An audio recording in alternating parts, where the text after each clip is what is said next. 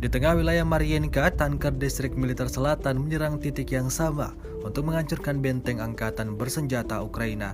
Rekamannya tersebar di media sosial Telegram pada Sabtu 10 Desember 2022.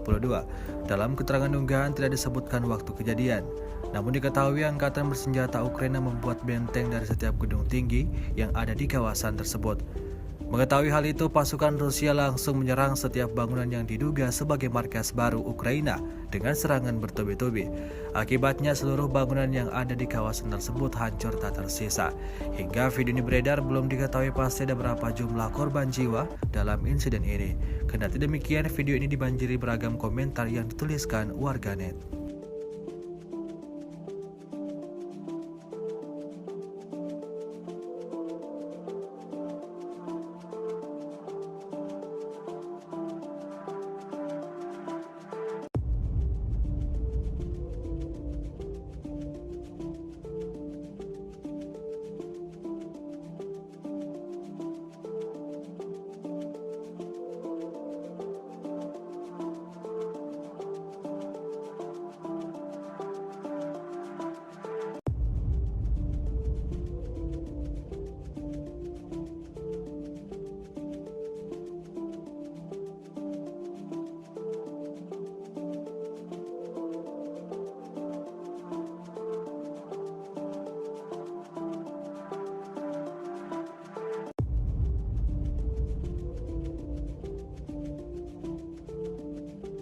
Terima kasih sudah nonton.